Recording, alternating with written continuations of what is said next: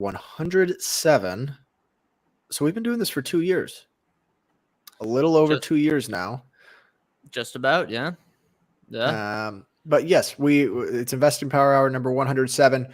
We talk all things investing on the show. It could be any news from the financial markets. It could be stocks we own. It could be stuff about our personal strategies for investing as well. And today we've got some news for some of our holdings, as well as an interesting article and a question I'm going to pose to you later on around executive integrity is maybe the question that I'm going to pose. And there's actually a couple instances we'll talk about. We'll go through one of our holdings, or at least one of my holdings, Autodesk, and some of the controversy that's going on there right now.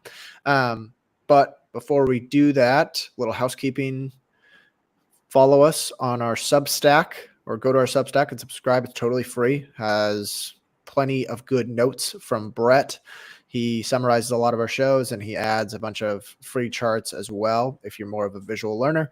And then like and review our show. It really helps. If you actually like it, if you like us and you like hearing us talk, it would be a huge help if you could just go in, give us a nice 5 stars or 4 stars, but just forget about it if it's any lower than that.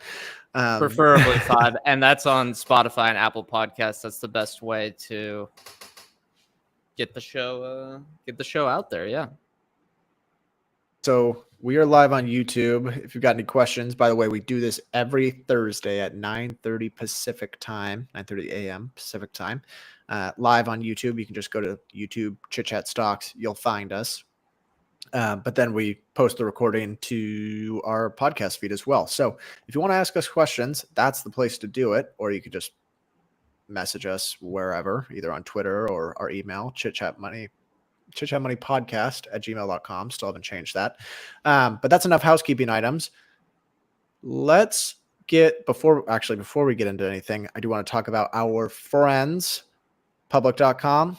Options traders, listen up. I want to tell you a bit about public.com. But first, have you ever actually thought about all the fees you're paying to trade options? Aside from the regulatory fees, there are commissions, and most platforms charge per contract fees too. That's what makes today's sponsor, public.com, so interesting. Public doesn't charge commissions or per contract fees, and in an industry first, they offer a rebate of up to 18 cents per contract traded. Check it out. If you trade 1,000 options on Public, you'll get up to $180 in rebates. If you trade 10,000 contracts, you could earn almost $2,000. More importantly, the rebate means you can maximize your profits and minimize your losses. To recap, that's no commissions, no per contract fees, and up to 18 cents on every contract traded. See why NerdWallet recently awarded Public 5 stars for options trading, and start earning up to 18 cents per contract traded only at public.com. This is paid for by Public Investing. Options are not suitable for all investors and carry significant risk. Full disclosures are in the podcast description. U.S. members only. I have a question for you, Brett. Okay. If a CEO or executive, for that matter, an important executive that isn't a CEO, tells a small lie, and it's not necessarily, doesn't impact the financials, but he has a history of telling small lies here and there, does that stand out as a red flag to you? I think a little bit, yeah. The context is important. I'd say what are they fibbing about? Is it something that could have easily been just a mistake? Because people's memories aren't perfect, but if it's pretty clear it's a deliberate lie used to perhaps nefarious reasons, or to trick investors, to trick employees, to trick your customers, yeah, that's a concern. Because it's pretty simple. If someone has lied in the past, they're comfortable with doing it again. All right. Well, you said the context matters. Here's the context. The CEO and co-founder of Axon Enterprise, for those that don't know Axon, they're most well known for selling tasers, but they also sell software to law enforcement agencies. So it's like evidence.com. They sell you cameras. They have like footage editing software. It's like a whole bunch of different solutions for for law enforcement agencies, and their goal is to obsolete the bullet. That's what they talk about. But his founding story has been a bit debunked by Reuters. Now, this was an article that came out a while ago, and the title of the article is Taser Maker Axon Has a Moving Backstory. It's Mostly a Myth. So, for those that don't know, I believe it's Rich Smith or Rick Smith. He's the CEO. He's a pretty charismatic guy, and he's told this founding story before. It's in a whole bunch of the company's documents. Every time he does an interview, he talks about this, and he says that he co-founded his successful company because of the gun violence that killed his friends, whom he sometimes describes as football teammates. And he said basically it was the loss of these friends that really inspired him. However, after Reuters did a little investigating, Smith was not friends with the deceased. Their names were Todd Bogers and Corey Holmes, according to 3 immediate family members and a close friend of the young men. Smith also played on the same football team as the boys at this Scottsdale High School, but not at the same time, according to yearbooks seen by Reuters. The boys who died graduated in 1986, and Smith did not appear in the yearbooks until the school year that ended in 1987. And there's like quotes from the deceased parents, and it's like, this guy is profiting off of a fake story that's the death of my kids. You know, it's just kind of obviously sad from the parents' point of view. Now, Axon has had insane returns as a public company, and frankly, if I didn't know anything else about management, leadership, any proxy red flags, which we've talked about before, I would think this is a really good business, and it is a really good business from the looks of it. But I had some concerns about management, and I think this may have solidified them a bit for me. Yeah, it's another check in the concern list, right? Or another line item in the concern list. They have this crazy, well, I wouldn't call it crazy. I would just say concerning SBC program for the executive team that's similar to the Musk program, where it's just a self-fulfilling cycle of performance metrics based on adjusted EBITDA, adjusting out, giving out a bunch of stock-based compensation, adjusting that out, hitting your targets, blah, blah, blah. And they've diluted shareholders a lot while, creating a lot of value with their cloud products. But you're going to talk about Autodesk here too. It's one that feels similar, where you don't have, say, concrete quotes of the company saying, yeah, we don't really care about shareholders. We just want to be big. We want to treat our employees well. We want to have these successful products, but we don't really care about creating shareholder value. That's not a priority for us. And they don't explicitly say that at Axon, but I get the vibe that they don't care. And I would be worried about, as we just have a comment here from James that says, I definitely expect some kind of accounting scandal in the company's future. I'd say that's definitely higher risk than normal. Like, it's not guaranteed. This is not any sort of accusation. I mean, who knows exactly how the accounting is, what the quality of the accounting is. As Buffett has said, there's probably some sort of mini scandal going along at Berkshire at any one time, just because of how large the company is and how hard it is to track everything. But is it higher at a company like this that it's deliberate? Yeah, it's a little higher risk, I'd say. If they're lying about that, I wouldn't be. I'd say it's more likely that they lie about something else that matters to shareholders. They also use a lot of adjusted metrics, and they spend a considerable amount of time, it seems, on their investor presentations, which for me, red flag. I'm sorry. If you were dedicating that many resources to investor relations, like, I can't think of a great company that spends a whole bunch of time designing investor presentations, really nice, pretty quarterly reports. Like, you think about the big tech, Amazon, Microsoft, Google, Apple. It's just bullet points. It's a press release with bullet points.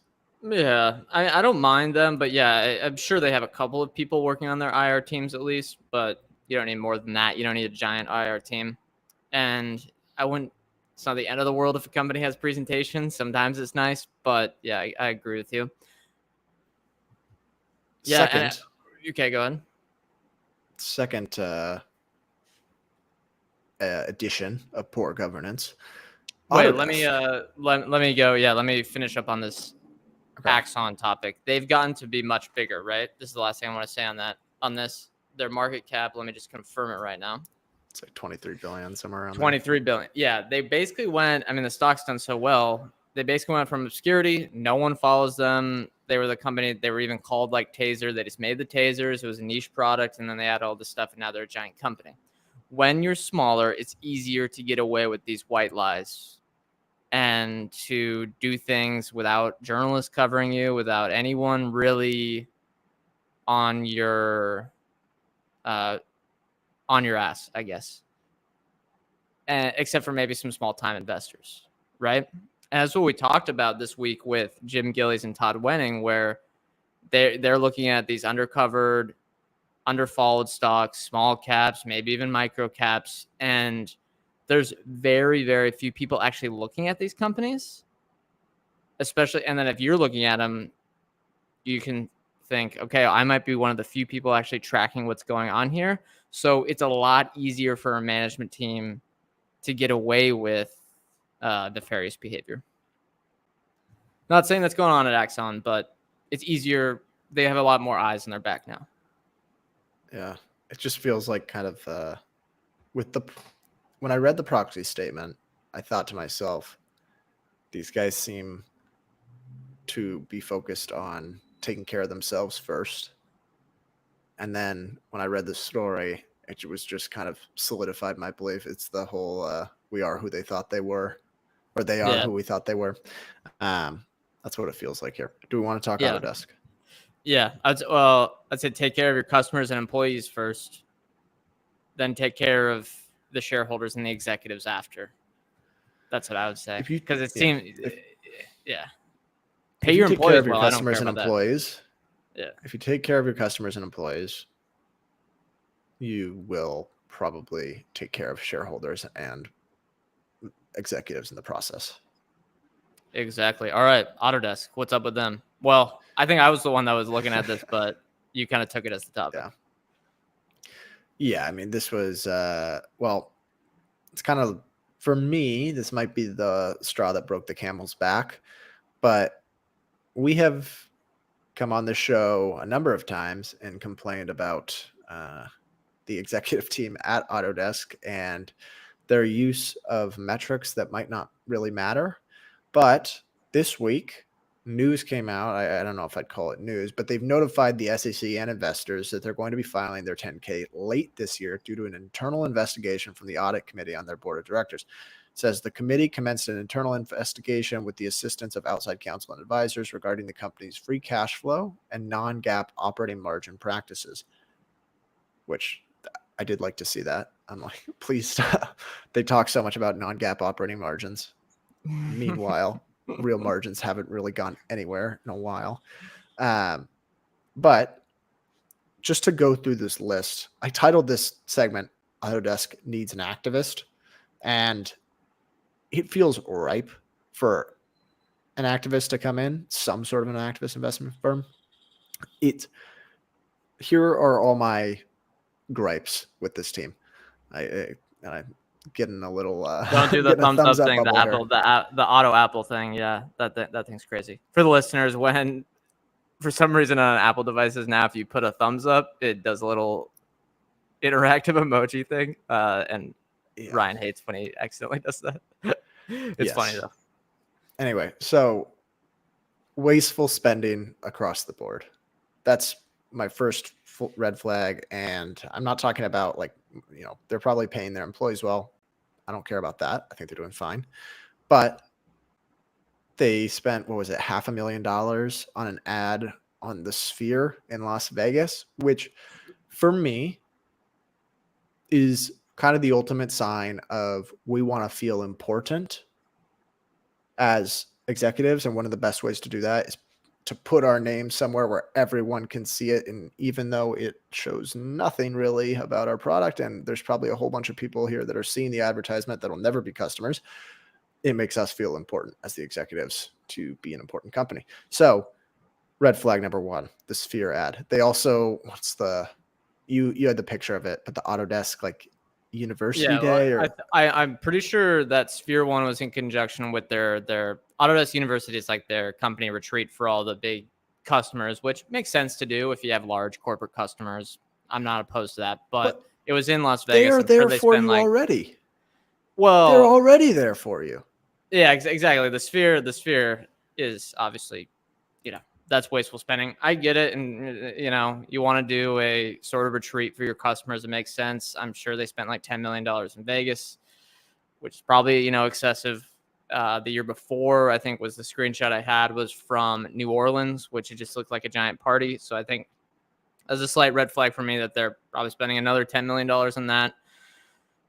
And then when you see that the revenue, I think is not tripled. Well, yeah, close to tripled over the last 5 years. Well, maybe over the last couple of years, it's close to doubled, at least across their key segment categories, and GAAP operating margins haven't budged when the incremental margins on these should be in the 70, 80, 90% range, probably even 60% if you include sales and marketing. Yeah, I mean, it just shows, I think, excess spending when the thesis was that they go, margins just expand because of the high unit economics of these software businesses. Yeah, it's a concern. And then on top of this, at first I was like, okay, hey, look, this is a huge concern. When someone says our definition of free cash flow might be off, well, hey, throw up some signs. What's off here? Like, because that's big. I get the non-GAAP operating And margin you get thing paid is on it. more of just is what? And they get paid on it. I believe that's one of the metrics. Right. And non-GAAP operating margin, I think that's maybe more standard board practice of, hey, we don't like this term. And, you're using it for your compensation and we'll probably just get rid of it. But that's just already an adjusted number anyways. I'd be more concerned with the free cash flow. So at first, this company's on my watch list. I'm like, yeah, that's another red flag. I'd like to see some new management in there. But it could turn into an opportunity if this turns into a scandal, because I'm pretty confident in the durability of these software programs. And if there's an accounting scandal and I don't own the stock, maybe a buying opportunity shows up, but that might be too much of a conspiracy brain. No, we need to trying to make plan this a ahead. scandal. We need to make this a scandal. That's so that we can't get an entry point. Yeah, that's probably why the stock hasn't dropped that much. I think it was down like 7 to 10% on this news. But here's some of my other gripes. So the other one here, they don't answer or even take any difficult questions at the shareholders meeting. So they have like this public shareholder investor day. I can't remember what exactly they called it, but it was like an investors meeting. And they filter the questions to take the ones they want. And was it you that put in like some of the hard questions, or maybe it was me? Like I was on putting in Autodesk or what? No, yeah. it must have been. I don't remember this. It might have been. Okay, I well, don't know. I was I putting don't remember it. I don't remember. So maybe it was you. anyway, there's some investor day where you can basically put in questions and they just rejected or didn't really take any of the questions they didn't want to talk about. So that was kind of frustrating. I like an open forum. The third one here, executives own virtually zero stock and they're constant sellers. That's probably the biggest red flag here. There is not that much incentive for them to drive true shareholder value over the long run. The fourth one, they measure themselves by metrics that don't, and maybe they don't. They talk about the rule of 40 and it's totally irrelevant for them. They could, and the rule of 40, for anyone that doesn't know, it's just your, I can't remember how they define it. Is it non-GAAP margin plus your revenue growth, and you want it to be above 40%, but they could have 40% margins and be growing. So they're just choosing to set this low bar because they just want to keep it low for themselves. That's usually for early stage companies that are trying to get funding rounds, and that's more of a early stage venture capital style metrics. Not 60-year-old giant embedded software companies that are a staple of the industry. Yeah, $50 billion market caps. Yeah, someone had a question here. How does it compare to the FinChat corporate retreat, Ryan? Which I don't know if that's where you were at this week, but you did go visit the corporate offices. How was that? What you guys didn't Corporate spend? retreat. Yeah, No, we did not buy an ad on the Las Vegas Sphere, and we I'm getting a message here that says I have a lack of stable internet. So if anything happens here, let me know. No, it's really good. We just worked a week in Toronto where our offices are, and we do a lot of remote work. So being able to actually meet everyone in person is a lot of fun. I got to say, after a little bit of experience with in-person work, and maybe I would have gotten tired of it after a while, but I do think there's more productivity working in person, collaborating in person. Things seem to move a lot faster. yeah. You don't need to force people to do it every day, or say like, hey, you got to be here 8 hours, 5 days a week, or else you're fired. But mixing it up in and out, I mean, seems smart at least every once in a while. Yeah. But yeah, it was a good week. Anyway, Autodesk, I am begging, what's his name? Jesse Cohn. And Yeah, you always use him as an example. There's other activists, although I have texted my friend that works at their at Elliott and said, hey, check this out. Just send a link like, hey, you guys should check this out. Do it. But there's like, I'm sure there's dozens of activist funds out there. I mean, you got to be sizable in this case because it is, like you Well, said, it's true. 50 Yeah. billion. Yeah. 50 billion market cap, roughly, I think. But it's also kind of in that sweet spot for the big activist investing firms where it's big enough to make a real impact on your returns for investors. Right. So I don't know. I feel like it would be like ripe for the taking. Plus, you're not fighting against like huge insider ownership here.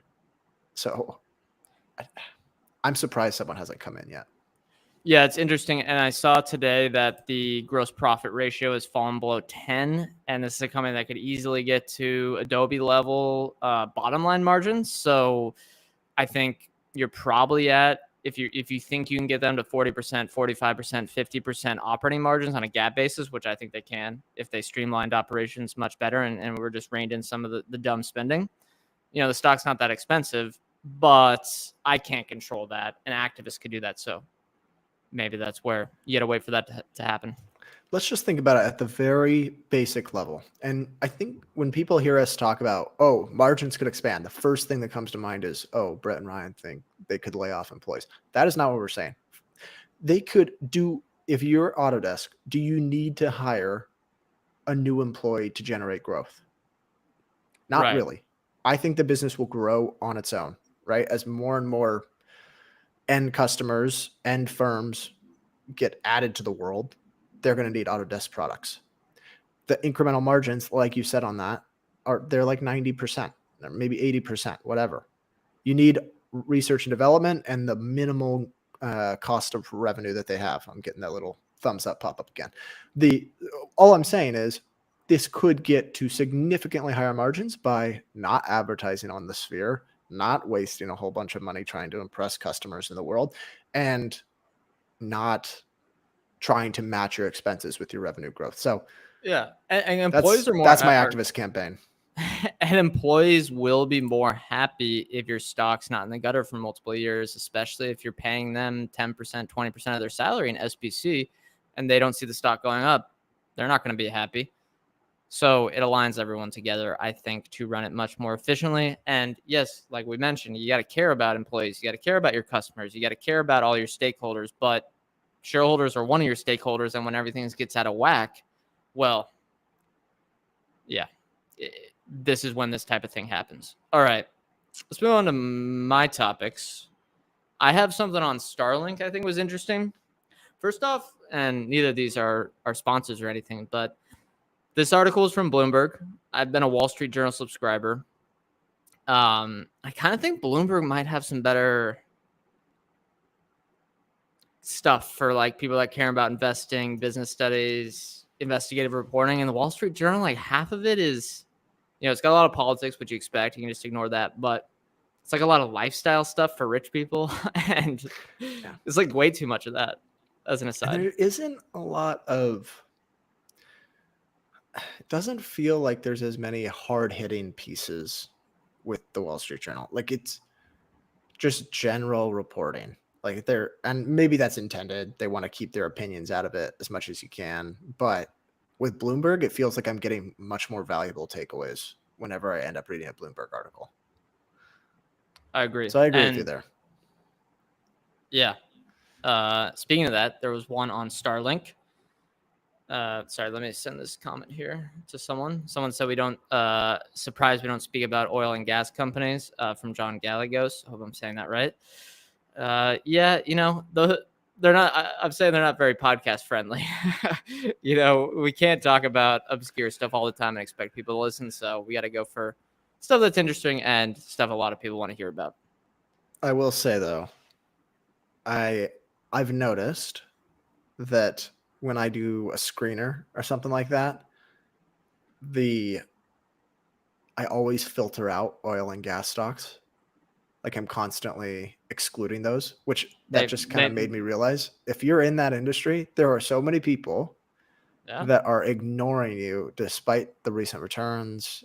And it's really hard for a generalist to invest there. So I think there's probably plenty of opportunity. Yeah, I've been researching lithium miners a little bit, trying to dip my toe in, learn a little bit more.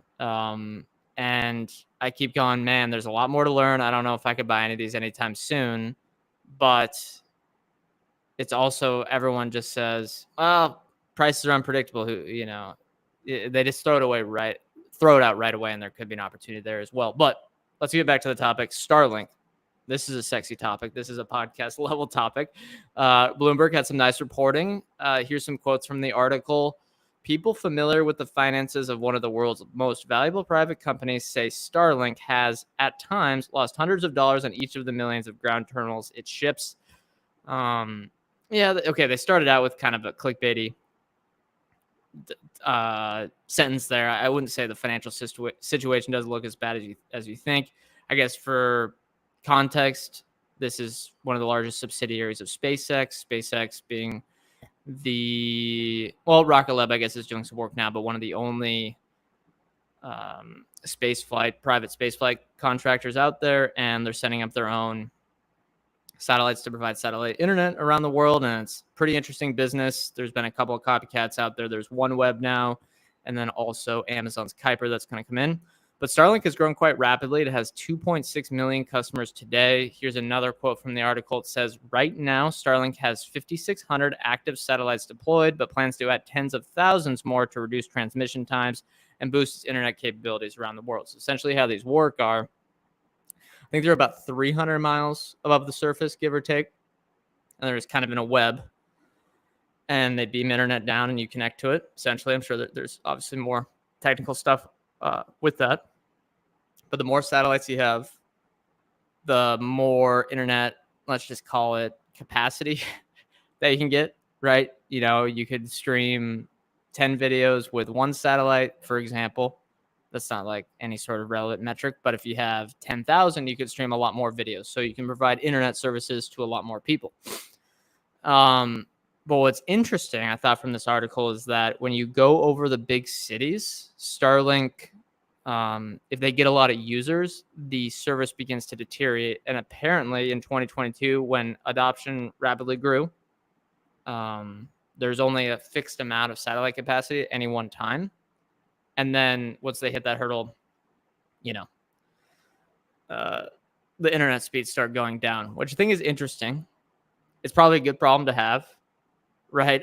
Because you just have to launch more satellites, but it's also capital intensive. So it's kind of an interesting business where it's almost like the cable companies of the past, where you have to lay out a ton of CapEx up front, and hopefully you're going to have these locked-in customers over the long term. Here's another quote. All the major airlines, Delta, Southwest, American, and United, have spurned the Musk-led service in favor of sticking with established Wi-Fi providers like Viasat. Analysts say SpaceX doesn't provide the long-term contracts and exclusivity that corporate clients often want, and that it's cost prohibitive to rip out existing Wi-Fi for a service that doesn't yet stand out for competitors. Quote, Delta executives were eager to test Starlink internet, but as its jetliner flew upwards of 30,000 feet over Chicago, the plane wasn't connecting to the service, and that's because of the too many people on the network at one time. On a more positive note, they've had really big success with maritime customers, and clearly they have 2.6 million total customers, so they're doing quite well. And the overall SpaceX company is expected to generate $15 billion in revenue this year and growing quickly because of Starlink. So it seems like a business in a really interesting spot. Like they're burning money right now, but you can see that the long-term economics could be there. It's CapEx intensive. They're relying on, launching stuff through their own rocket company. So you have this vertical integration play. You also have competing with the cable internet providers. You have Amazon coming out with their new product, on a time delay. There's also the OneWeb one. Yeah, I think it's fascinating. What are your initial thoughts? It sounds like it'd be a pretty solid business, even if it doesn't hit the big cities, if they can really capture a lot of the rural or the maritime customers, because maritime seems like that'd make a lot of sense, given that you're not competing necessarily for as much bandwidth. Is that maybe the right term? But yeah, I imagine that could be quite a profitable business at scale. And he, as in Elon Musk, and SpaceX in general, probably have pretty easy access to capital. I think a lot of VC firms line up to give him money. When do they IPO? Not to mention, I think they could, with these revenue growth rate. I think it's true, they might want to keep it private if they can, like you mentioned, the VCs, but revenue's gone from like 4 billion to 15 billion. They could raise 10, 20 billion dollars. That would be nice in the public markets. Yeah, I'm sure they could raise a ton. And I'm guessing whatever figure we're estimating, it could probably be substantially higher. People will invest in whatever Elon Musk is doing. It could be like the Boring Company, a business that doesn't make a lot of sense. Individualized transit, like we're going backwards from the bus. But people will give money to it. So yeah, I'm sure they could have a very successful IPO. I had an experience with pretty poor airplane internet the other day, and it just made me think GoGo could have some potential here. Well, I know they're not going to go on the commercial, but I just thought, right. I was on a major airline, Alaska. I paid for the Wi-Fi to stream something, and it's just so spotty. And we talked about some of the limitations with that. Made me realize that I'm sure there's companies that are investing pretty heavily there, and they don't seem to be able to upgrade the Wi-Fi. The airplane Wi-Fi doesn't seem to have gotten better much in the last 5 years. So maybe GoGo's got a nice little business there with the private jets. Yeah, another thing they talked about in this article is that a lot of the commercial airliners don't want to rip out their existing services, even though, as you mentioned, the Viasat, the old stuff that GoGo sold is pretty bad.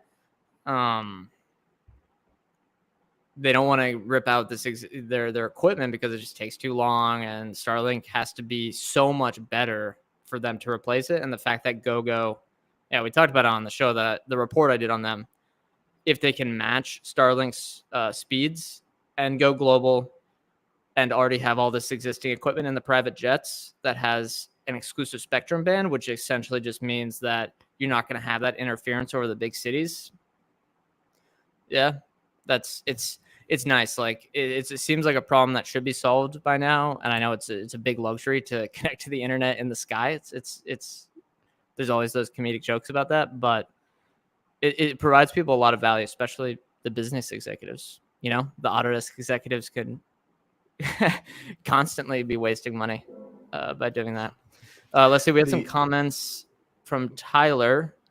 I'm not a huge believer in LEO internet companies, but the one thing I'm certain in is that they are going to crush the fiber companies. The fiber companies rely on being the only provider in town, and this is essentially saying rural areas in the United States. So say a small town like 2 hours outside of Chicago versus inside Chicago, using our prior example.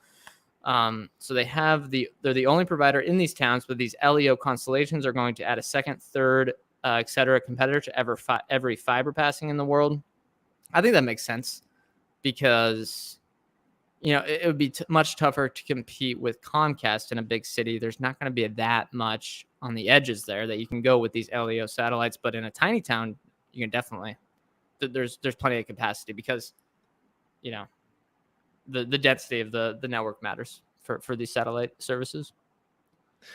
Okay, I see that you want to talk about Fiverr, but before we get to that, I want to talk quickly about our friend Firm Returns. It is a stock research blog, and he does a really good job, really thorough write-ups. He covers pretty much anything. It's mostly companies from the UK, but he's willing to invest anywhere. He's also size agnostic, so he'll cover companies with market cap of $10 million to companies with the market cap of $40 billion. And the coverage in terms of sector is quite diverse as well. The one company and the write-ups that I really enjoyed are for Tiny Build.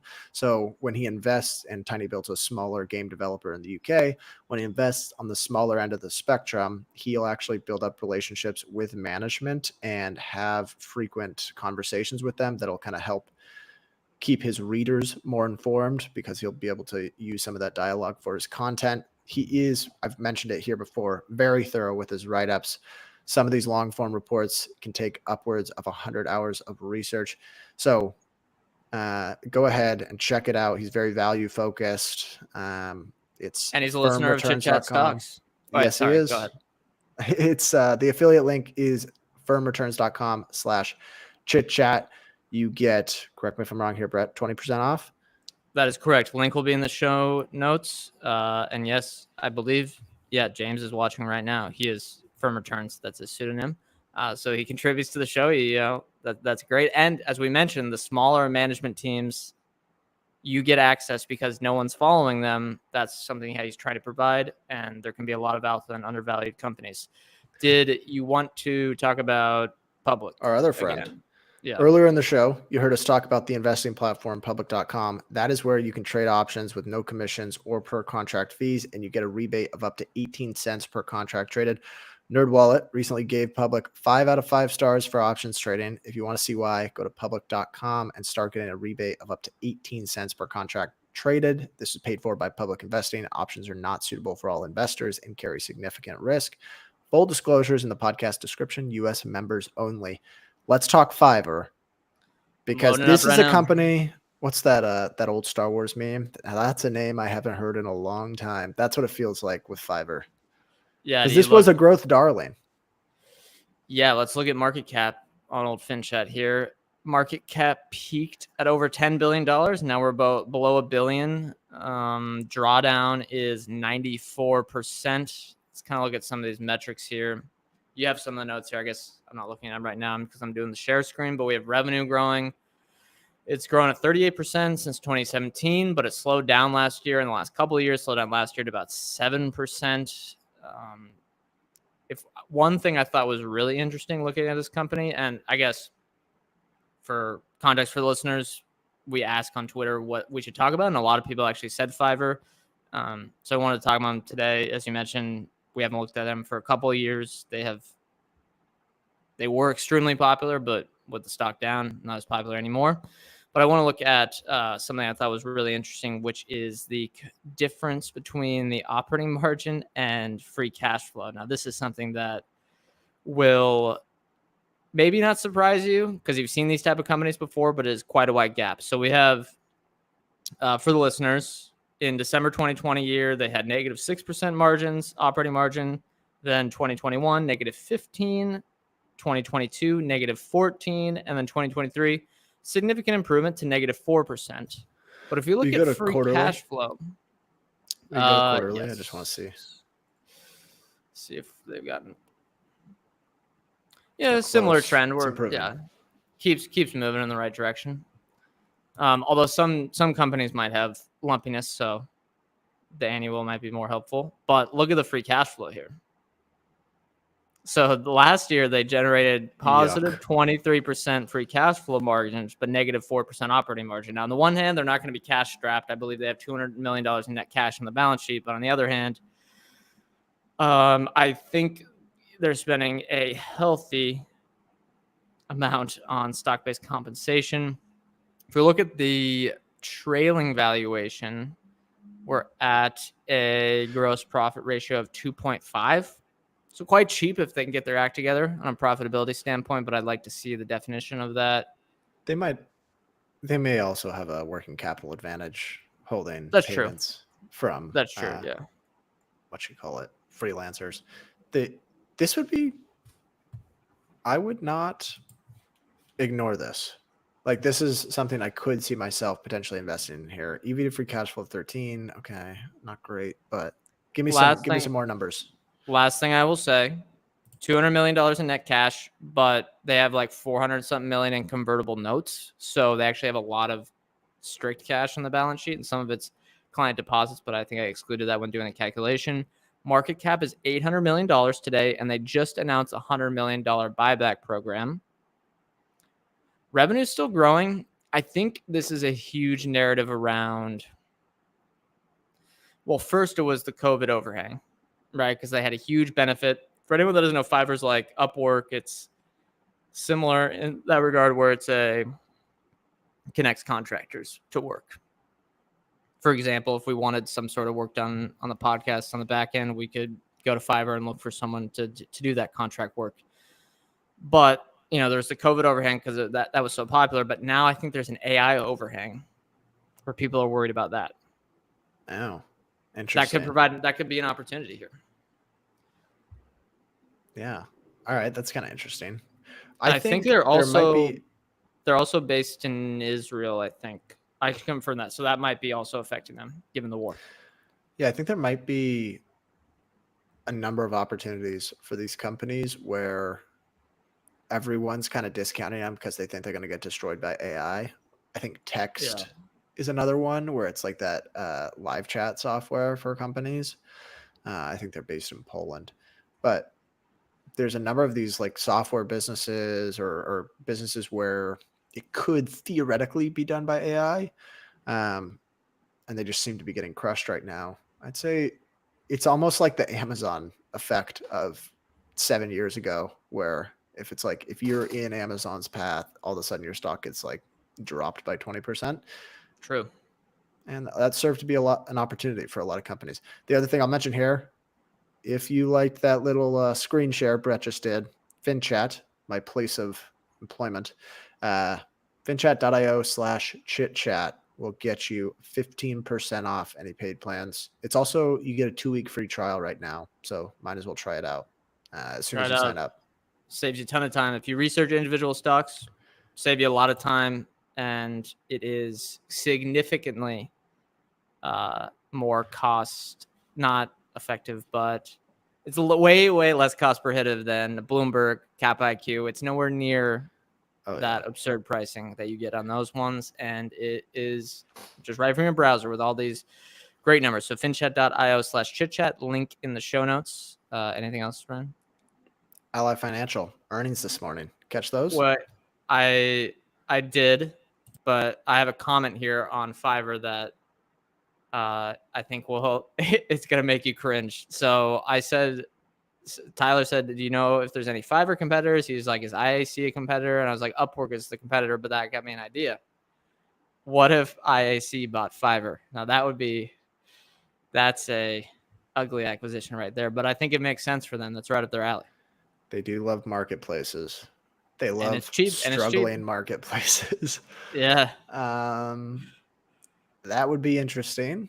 I don't think I'd be a huge fan of that.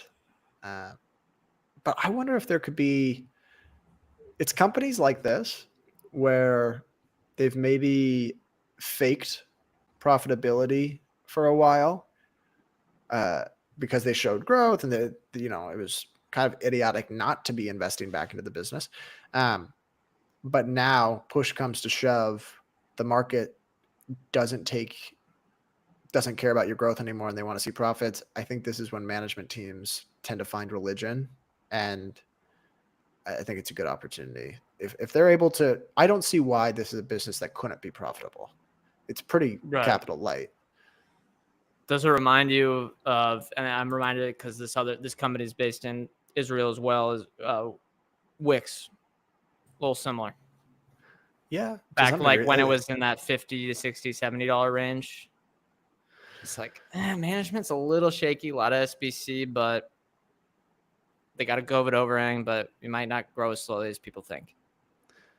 Yeah, with Wix, they quickly found religion on profitability because I think there was a lot of investor involvement just encouraging them to, rein in costs. Hopefully Fiverr could be in a similar situation. It is a bit concerning with just being headquartered in Israel. I am curious what kind of The the risks there are there, yeah. day-to-day like working dynamics look like. Is it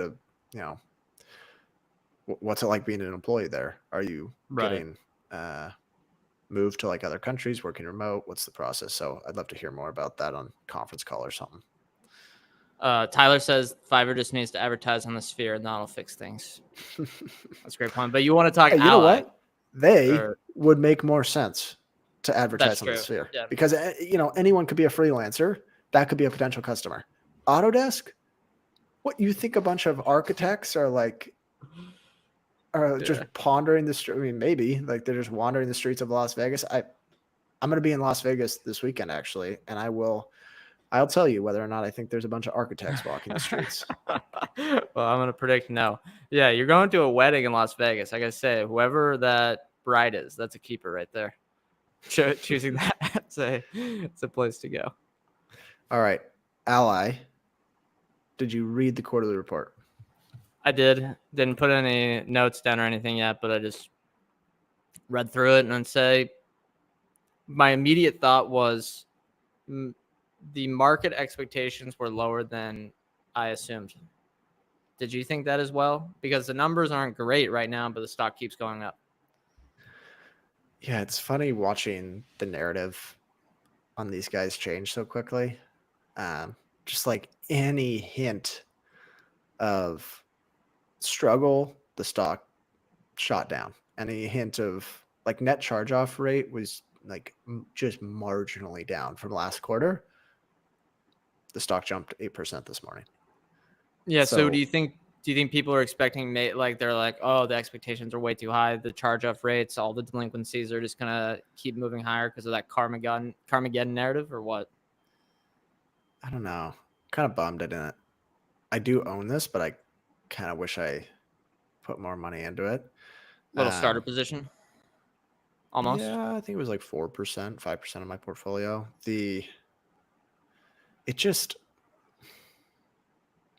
It felt like out of the last 3 years, if there was any business that I thought was truly a home run, this one felt like it checked a lot of the boxes more than any other because it was less than 10 times earnings normalized. The business itself had a competitive advantage in terms of digital distribution. They had a cost advantage. They were growing. They 5% have dividend yield.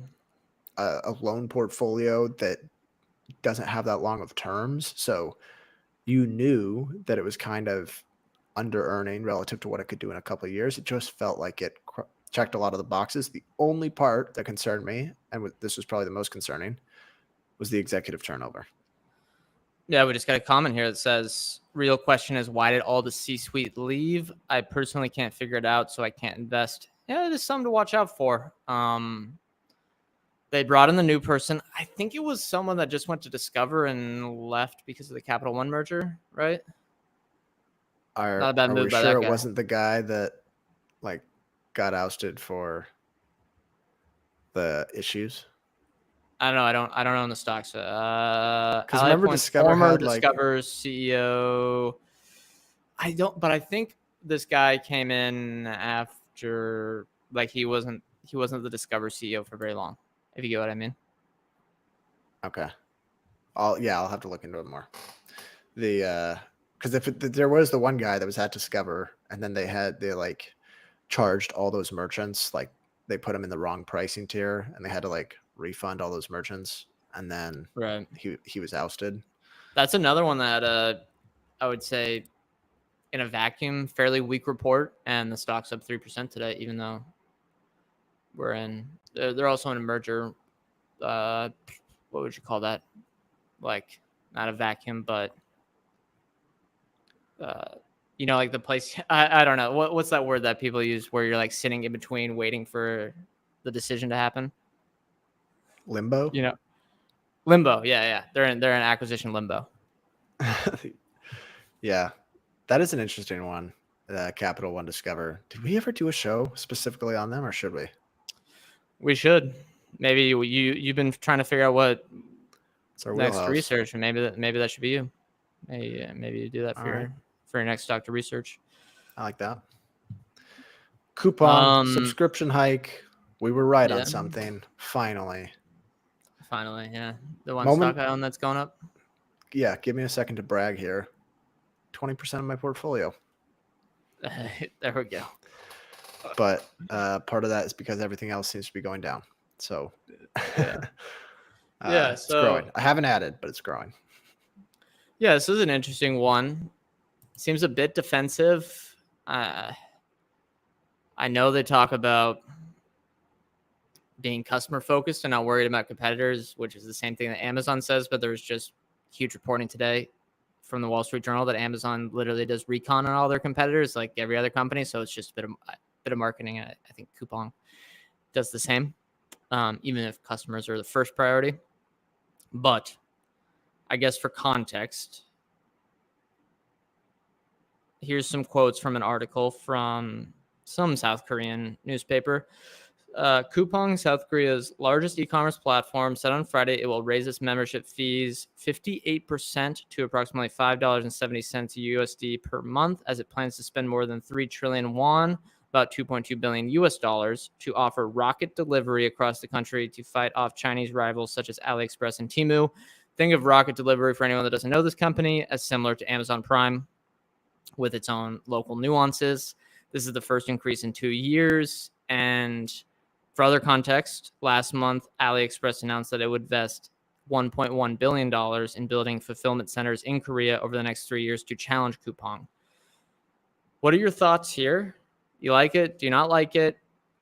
Is it smart for them to get a little bit, I'd say, playing offense to play defense, getting more aggressive with the spending, raising the price hikes so they can invest more in this fulfillment network to make sure that their competitive positioning is better than AliExpress? Yeah. I did read a report this week that was pretty critical, maybe not critical of Coupang, but just highlighted some of the risks of the Chinese competition. And I think, what's the ultimate advantage for Coupang? It has to be just speed of delivery. And so being that provider, where it's going to be hard to compete with AliExpress on pricing. There's just really not an easy way to do that. But on Coupang or on AliExpress on pricing, you mean? Yeah, I mean they are the lowest price provider by far. But right, is it similar to Temu, or is that what? Yeah, I don't know. Okay, where it's just like ultra cheap, and probably some of the goods are ultra cheap. They will capture, I'm sure, AliExpress and Temu. They've gained some share in South Korea. I'm sure they will continue to capture some share. But Coupang has not lost share. And I imagine that's because they have a lot of high value customers who are so delighted with the convenience and the speed of delivery that they're willing to spend more and more. So the Chinese competition, it's something to watch, but I'm definitely not selling because of it. Two things. First, Costco and Dollar General can both exist and thrive. Second, I would hope Coupang takes the subscription hike and not only invest in the fulfillment network, which is important, but I would say invest in the adjacent stuff that can further separate you from an AliExpress that is not going to do it. For example, the sports rights in South Korea. I believe they have some of that international sports rights that can be a bit interesting in a smaller country, not as expensive. They got some soccer games, I think some baseball games, stuff like that. as well as some other video stuff. I would really hope they invest in that, because along with the, say, local Coupang Eats, which is like a DoorDash subsidiary that they have, along with the discounts there, that is something that an AliExpress, a Temu, a whoever is going to have a much harder time competing with, because they can't just invent a streaming platform specifically for the Korean market. And if they do, I think it would have a low chance of success. And then as well, it'd be pretty difficult for them to create a food delivery network as well. So, yeah. Yeah, I agree. Yeah, I like the idea. Well, first of all, I like the price hike. It's probably pretty low hanging fruit for them, because it's like the equivalent of $3 a month, if I'm not mistaken, maybe even Right. less. And South Korea is a fairly rich market. Yeah. So they have the capacity to do it. That's why they have more than 10 million Rocket Wow members. For them to be investing big into improving their delivery speeds, and hopefully investing in other initiatives, I think that's, like you said, a big differentiator between them and AliExpress. Same with Temu. Like you said, Temu has become very popular in the US too. AliExpress, I think, delivers to the US also. And has Amazon for had a a long great time. year. Yeah. Amazon's e-commerce business has done just fine in spite of it. So I think there's more than enough room to exist. In my experience, the people that are buying Temu stuff are maybe not the highest value customers. Yeah. And it's kind of like a running joke. Like, oh, what'd you get that off Temu? Like, it's such bad quality. It feels like Coupang and Amazon and the leaders in their respective markets are going to be just fine. Yeah, I got a comment here that says Wish 2.0. Yeah, I think those are harder to run, the really cheap marketplaces. And I think, look, there's not that many examples, but if you look historically for the last 20, 30 years, the e-commerce companies with durability, and I'm even some of the legacy players like a Walmart, the e-commerce companies with durability across the world, Amazon, Walmart, Mercado Libre, Coupang's younger, but this is why I like them, is because they're going after the same route. The vertical integration of delivery is the key, because you control your own destiny. I think that's really it. And as long as they keep investing in that smartly, I'll be sticking around. Yeah, and I trust management. For now, this is kind of in the never sell camp for me. It's probably going to shrink as a percentage of my portfolio over time, but it's still in the never sell. Yeah. Hey, what's wrong with being a never sell guy? Honestly, what's so bad? No, I know. It's just funny that it goes up like 20%, and now you're like, "Yep, it's never sell." Hey, this was never sell at the start.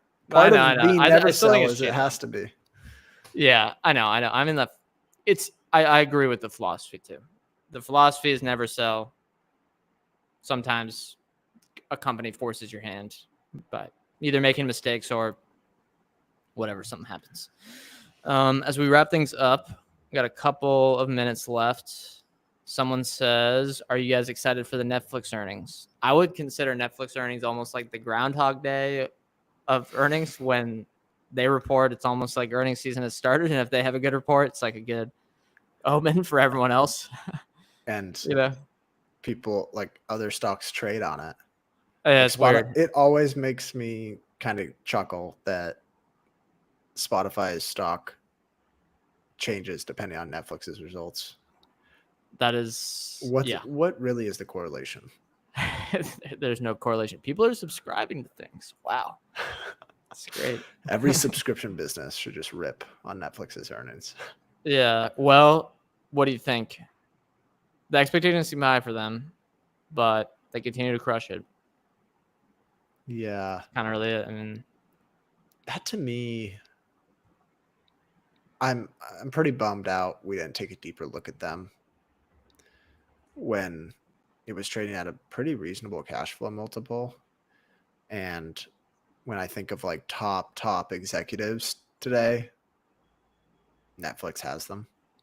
Yeah. I mean, Well, they're probably on my Mount Rushmore of current executives. are you aware that Hastings is not running the business anymore? Isn't he still affiliated? He's still chairman, right? Yeah, but he's in his Bezos mode. He's like renovating I a don't ski think he's resort in gone full Utah. Bezos mode. He's spending like $1 billion to renovate a ski resort in Utah. So Really? yeah, I think he's in full Bezos mode. But you I said like Ted, cash though. flow. I'd say like yeah, they've had the cash flow struggles, but definitely earnings, and it's one where over the last 3, 4, 5 years, the moat has clearly widened, and they've gone from having multiple threats, Disney, HBO, whoever, to really, I'd say only one direct threat, and that's YouTube. And that's a good problem to have now that they're so big and YouTube is embracing TV so much. Yeah, the other thing with Bezos, with Hastings, perhaps their best achievement is creating a group of successors that can run the business just as well as them. Where Ted Sarandos seems to be doing a fine job. The long-term growth and free cash flow is a part of the culture at both of those companies, where we've seen that go wrong at companies where you have great founders. Starbucks is a good example. What's Disney? I guess not really a founder in Bob Iger, but not being able Modern to founder pass on, almost. Yeah. Yeah. not being able to pass on the executive chair. They've done a really good job with that, and it's one of those things that's probably hard to identify as an investor until you see the next CEO. But both Andy Jassy and Ted Sarandos seem to carry a lot of the same philosophy as Bezos and Hastings. Yep. Okay. What did you think? This reminds me, I know we're going a little bit long, but final question. What did you think of the Jassy annual letter? Did it get you more bullish or more bearish on Amazon? I liked it. A lot of developer speak, which was like a pretty technical letter relative to some of what Bezos used to write. But I like that. That means it's a guy who's in the weeds, and he's not just kind of this purveyor of all. He's more involved. It seems like a really good business. A really well-run business. Obviously, Amazon is a good business. Yeah, I'm quite confident that Jesse's going to be around for a long time. The other thing I really liked is he took shots at regulators in an interview publicly. And Was that the TNBC one? yeah, where he basically said, like, they voted to block the iRobot deal. That means more consumer data for Americans is going to go to Chinese competitors. A bunch of people at iRobot lost their jobs, and they were completely off the ball by being concerned that first-party orders would grow. And he's like, we make more money on third-party orders. Why would we give preferential treatment to our own products? I know. And that's what I think they should just get rid of Amazon Basics. You're not the same as Costco. You're a third-party marketplace. Yeah, I agree. And if you want like what's the Amazon check where it's like the Prime check? Amazon, yeah. The Prime label? Yeah. That gives you what you need. As a consumer, that gives me confidence that like this is an okay product. Yeah. I think the letter got me what? Yeah, I don't think they need Amazon Basics either. Yeah, they're probably making no money. Like, what do people buy? Like batteries and electronic cables, stuff that has no margin. Yeah, I think I got more bullish. There was reporting out there that people are like worried that the company's getting too big, and he's telling people that they need to think bigger and become. He's like, we can be much bigger, and it's like, all right, I kind of like this guy's energy. He's getting aggressive. He wants to go bold, big, and I'm not a shareholder today, but I would say it's going to be like Tim Cook on steroids, where he can be the overseer of not just $1 trillion or what was Tim Cook, $2 trillion in shareholder value creation, but twice, triple, quadruple that. I mean, Yeah. because the market opportunities out here for Amazon is just I'm doing a lot the of price reinvestment anchoring. runaway. What? I'm doing a lot of price anchoring with Amazon because we bought it, whatever, a year and a half 100%. ago, Yeah. and it felt so much cheaper. And now I'm like, oh, I'm not going to get the same returns. But the other part You're of me, not, but the other part of me is like, just shut my eyes and buy it. You know, I know nothing. Don't look at the valuation. No, I know. That's just the market. That's just the price talking. But so we're going long, but I will close things out here with saying when Bezos said that the cloud had an infinite runway for reinvestment, I've never been more turned on to a stock. When he said he's like, we may literally never stop running out of ways to reinvest in the cloud. I was like, all right, might be an interesting opportunity. Yeah. But yeah, what was the thing you said the other so. day? 90 to 95% of IT spend is still on premise. Yeah. Now, some experts, I think, say that's a bit misleading, but even if it's a little higher than that, yeah, there's still a big opportunity. And the entire pie is obviously growing. And they've locked down all these government contracts. I mean, come on. I kind of saw it at a granular level last week in person, just talking to some of the development team. There is such a vendor lock-in. What one are you guys? I don't want to Are give you not allowed to say? Is it one of the big three? Well, I think for any company, you probably have to have some level of one of the big three in your, like, if you're starting from the ground up. So yes, but like, especially for a company that's growing really fast, or like small, trying to scale, or I imagine it's even more prominent in some of these enterprise businesses, but there's such a big vendor lock-in where maybe you can be like multi-cloud, you'll use multiple providers, but to rework a lot of your workloads to a new provider, it seems like it's not that big of a benefit, and it's just a lot of time consumption. Right. And you probably have to have some downtime. Right. I mean, think if you're like IBM, Amazon and Google are coming out with new chips that are custom for their cloud services that are reducing costs for their customers by what, like 50%? That might not be the exact number, but how do you compete with that? They have thousands of people working on their internal chip teams. Yeah. I just think these cloud businesses are this decade will look a lot like the last one.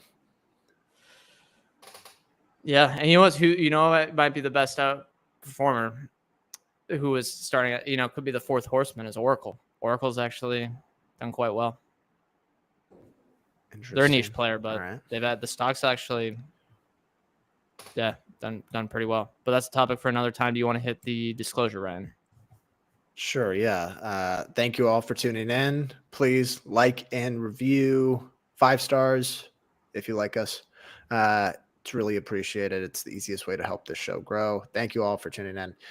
Brett and I, not financial advisors. Anything we say on this show is not formal advice or recommendation. We may buy, sell, hold any stocks discussed on this podcast. With that, enjoy your week, and we'll see you next time.